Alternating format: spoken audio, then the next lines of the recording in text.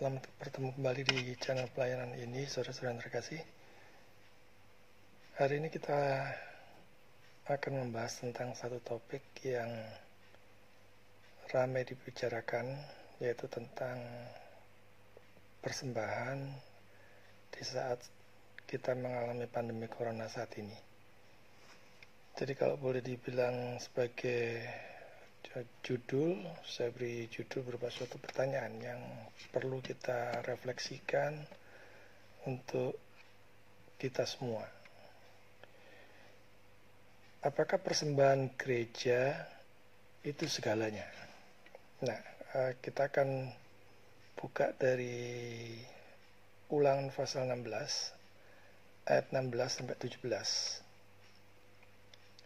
Janganlah ia menghadap hadirat Tuhan dengan tangan hampa, tetapi masing-masing dengan sekedar persembahan, sesuai dengan berkat yang diberikan kepadamu oleh Tuhan Allahmu.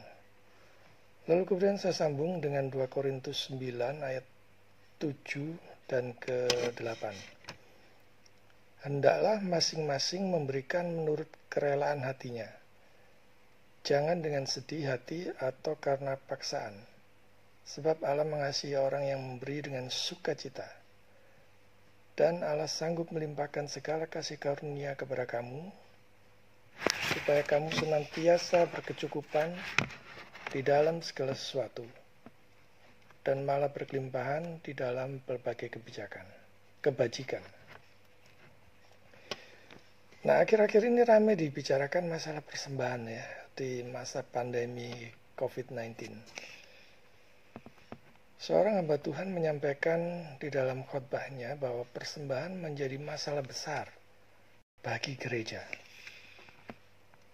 Mereka yang tidak memberi itu dianggap sebagai bukan pelaku firman, dengan alasan bahwa biaya sewa gedung, listrik, kemudian perawatan, dan lain-lain terus berjalan di masa pandemi corona ini. Nah, mari kita coba renungkan bersama dan melihatnya dari kedua sisi, yaitu dari sisi pendeta atau gembalanya dan dari sisi jemaatnya.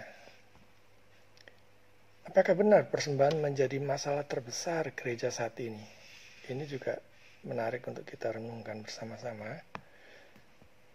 Apa bukannya iman, kemudian pengertian tingkah laku, perbuatan jemaat dan gembalanya yang menjadi masalah besar di gereja saat ini? Nah, ada dua pihak yang kita soroti saat ini untuk sama-sama kita bisa merefleksikan diri, bisa mengkoreksi diri, kemudian bertobat secepatnya kalau memang ada kesalahan, baik itu dalam tindakan maupun pengertian. Nah, kita lihat yang pertama-tama dari sisi jemaat. Tidak membawa persembahan dengan sengaja adalah bentuk ketidaktaatan. Itu yang pertama yang saya mau sampaikan ya. Jadi kalau tidak membawa persembahan dengan sengaja, itu adalah suatu bentuk ketidaktaatan. Nah, perhatikan kata yang kita baca dari firman Tuhan tadi ya, bagian dari firman Tuhan tadi, jangan menghadap hadirat Tuhan dengan tangan hampa. Kemudian dilanjut, sekedar persembahan sesuai dengan berkat yang diberikan. Jadi seberapa berkat yang diberikan, kemudian seberapa yang mesti harus diberikan untuk persembahan bagi Tuhan, dan sisanya untuk kebutuhan hidupnya.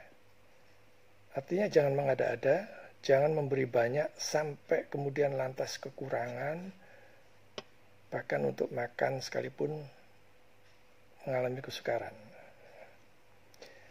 Nah, belajar dan berusaha untuk taat, khususnya di dalam hal memberi persembahan. Tetapi motivasinya juga mesti harus benar, bahwa memberi persembahan semata-mata karena cinta Tuhan. Ada yang memang pada dasarnya orang tersebut pelit, kikir, rakus, tamak, tidak mau memberi untuk memuliakan Tuhan.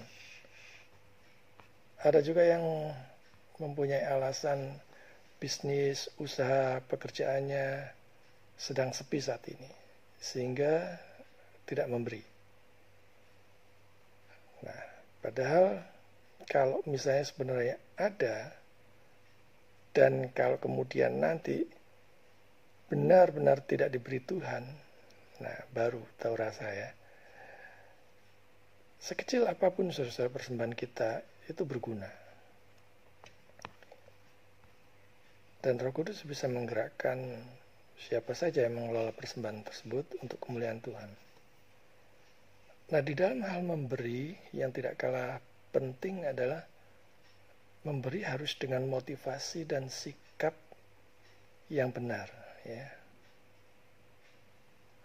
Jadi bukan dengan sikap yang salah ataupun sikap yang justru membuat kita jatuh dalam dosa. Jadi sekali lagi, di dalam memberi motivasi sikap itu harus benar di hadapan Tuhan. Tadi dikatakan di firman Tuhan, menurut kerelaan hatinya, artinya ada kerelaan memberi. Jangan dengan sedih hati atau karena paksaan. Ya, misalnya, waduh aku memberi terlalu banyak, padahal masih ada kebutuhan lain. Atau jangan karena paksaan, ya. Misalnya karena terpaksa. Memberi juga harus dengan sukacita tadi dikatakan. Jadi ya memberi dengan sukacita, dengan tulus ikhlas, karena kita sudah diberkati Tuhan. Jangan dengan sikap yang tidak hormat ataupun kurang ajar. Misalnya mentang-mentang bos besar maka memberikan asal-asalan, ya. Atau mungkin minta namanya dicantumkan di dalam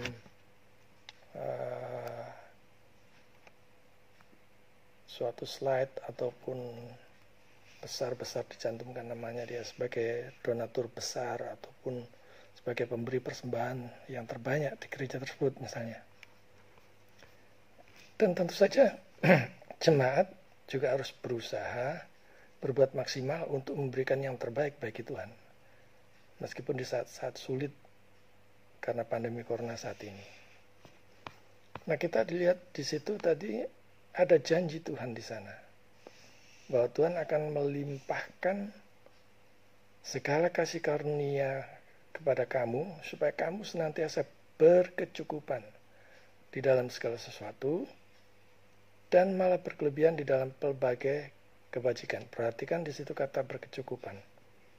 Ya. Artinya baik itu sandang, pangan, papan, kita dicukupkan. Dan ini adalah janji Tuhan yang bisa kita pegang. Nah, itu dari sisi jemaat. Sekarang dari sisi pendeta ataupun gembala. Statement di dalam khotbah yang demikian ya, bahwa kalau tidak memberi ya, dianggap sebagai bukan pelaku firman Tuhan. Nah, statement dalam khotbah yang demikian itu membuat pendeta tersebut kemudian dibully. Bahkan ada beberapa yang mengecamnya sebagai hamba Tuhan matre, mata duitan, dan sebagainya. Nah, saya mencoba untuk kita merenungkan satu persatu ya. Bahwa dari statement tersebut momennya menurut saya secara pribadi itu kurang pas atau tidak tepat. Betul bahwa mereka yang tidak memberi itu bukanlah pelaku firman. Tetapi penyampaian di momen yang seperti ini itu kurang tepat. Kita bisa melihat bahwa dampak kesulitan ekonomi karena corona ini ada di mana-mana. Di semua sektor, di semua lini. Dan begitu banyak perusahaan-perusahaan yang harus mengurangi produksi, bahkan berhenti produksi. Bahkan ada yang sampai mem-PHK karyawannya. Artinya di sini perlu bersimpati, perlu memaklumi, perlu mengerti dan diberi motivasi serta didoakan. Menuduh kurang beriman tentu ini akan melukai jemaat, khususnya jemaat yang masih awam, jemaat yang mungkin baru, dan juga jemaat yang miskin. Apalagi kalau memang faktanya tidak ada yang bisa untuk diberikan, karena untuk makan sehari-hari saja susah. Nah, saudara-saudara yang terkasih, hamba Tuhan itu bukan perampok, juga bukan tukang palak ataupun penodong ya. Hal memberi itu tergantung bagaimana Tuhan menggerakkan seseorang itu untuk memberi atau tidak. Memang seseorang mempunyai tanggung jawab untuk taat di dalam memberi. Tetapi memberinya pun harus dengan sukarela tadi dikatakan, tanpa terpaksa ataupun karena dipaksa. Nah, coba kita renungkan bagaimana penggunaannya selama ini, penggunaan persembahan di gereja selama ini. Penggunaan persembahan itu tidak bisa digunakan suka-suka, misalnya untuk membeli barang-barang perhiasan mewah, mobil mewah, apartemen, ataupun menyekolahkan anaknya ke luar negeri. Tapi persembahan itu harus dipakai untuk memuliakan Tuhan, sungguh-sungguh untuk memuliakan Tuhan, untuk mendukung pelayanan misi, misalnya pengabaran Injil dan diakonia, baik untuk jemaat sendiri maupun untuk mereka yang tidak mampu dan belum mengenal Tuhan Yesus.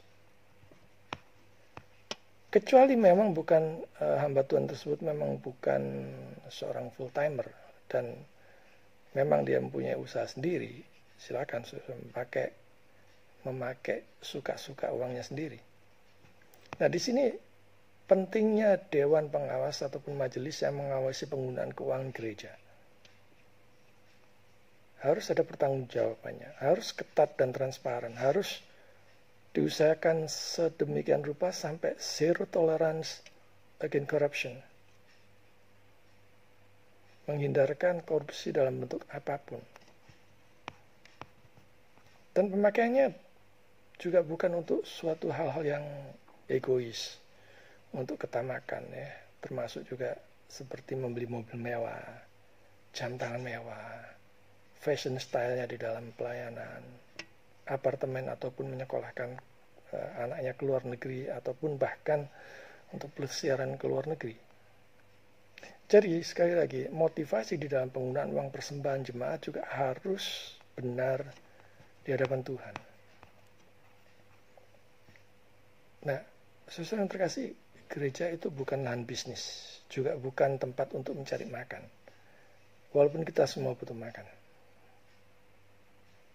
Sampai ada yang bilang, saya pernah mendengar bahwa bisnis yang paling menguntungkan itu adalah gereja. Ya. Membisniskan gereja, jual ayat dengan kedok kesalehan dan sebagainya, itu paling mudah. Saya pernah mendengar itu.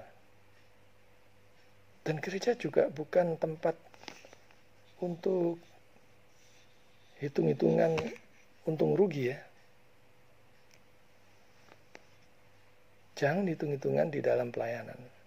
Saya bayangkan kalau Tuhan juga main hitung-hitungan terhadap kita.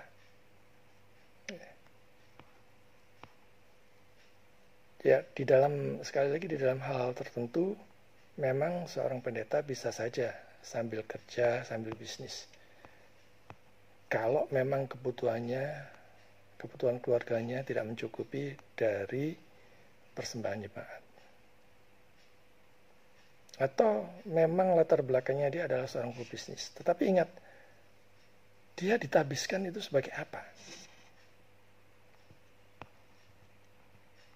Jadi harus fokus utamanya tetap adalah pelayanan kepada jemaat.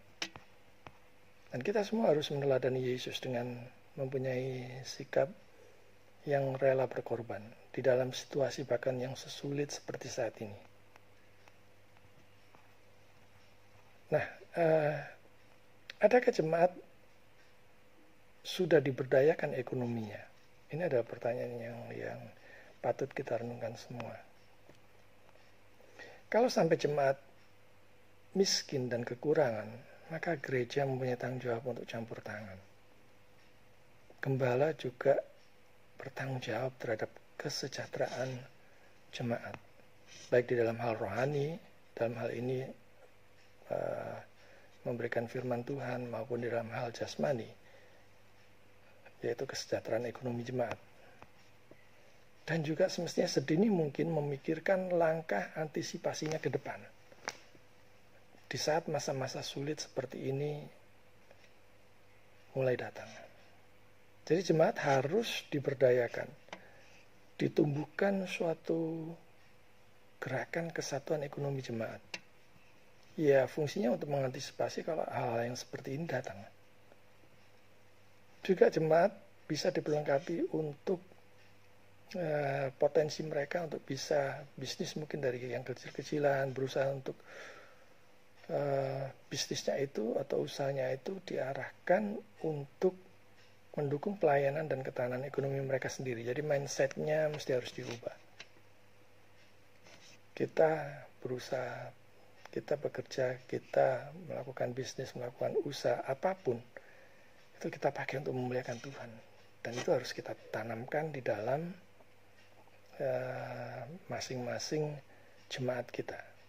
Jadi mesti harus ada bank data dulu jemaatnya, potensi mereka, berapa orang yang pelaku bisnis, berapa orang yang bekerja di advokat, dan sebagainya. Harus didata secara detail. Fungsinya untuk memudahkan kita mengarahkan mereka sesuai dengan potensinya. Nah, tujuannya adalah untuk kesejahteraan bersama. Misalnya dengan membentuk suatu dewan ekonomi jemaat. Mengarahkan potensi ekonomi jemaat untuk bisa mandiri, untuk bisa membuka usaha berdasarkan potensi mereka masing-masing. Misalnya ada yang pintar memasak, diarahkan untuk bisnis makanan, ataupun mungkin pengelolaan hasil tanaman, ataupun printing, konsultan, dan sebagainya. Dan hasilnya nanti untuk mendukung pelayanan dan kesejahteraan bersama jemaat.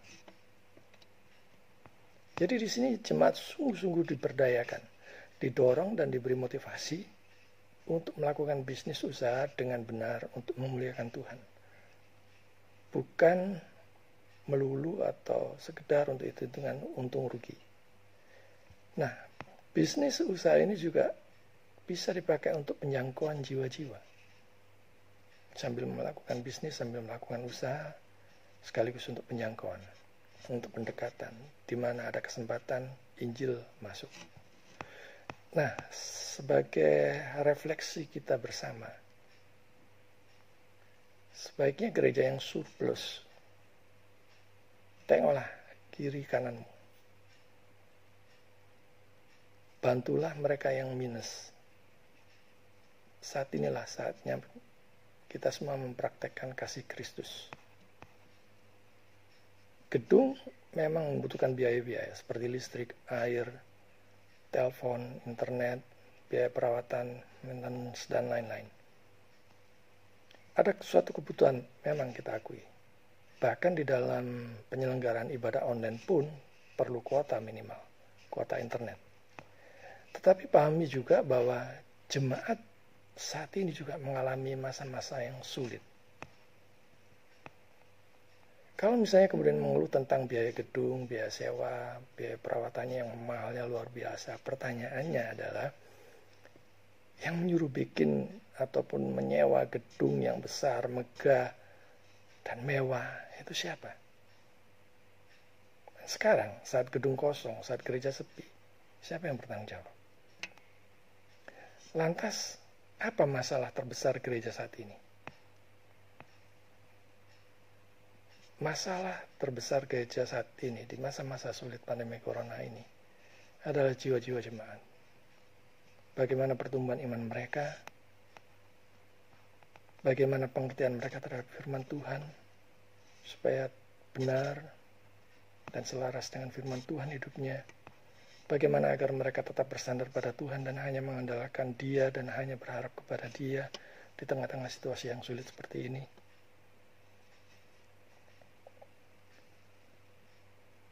Dan tetap diarahkan untuk terus berusaha yang terbaik. Apapun yang bisa dikerjakan, apapun yang bisa dilakukan. Coba kita perhatikan di situ dikatakan bahwa standarnya adalah cukup. Ya. Jadi bandingkan dengan doa Bapa kami, ya, berilah kami makanan yang secukupnya, berilah kami roti harian kami. Ya, artinya besok minta lagi, besok berdoa lagi, besok bersandar lagi kepada Tuhan. Berkelebihannya adalah di dalam hal kebajikan.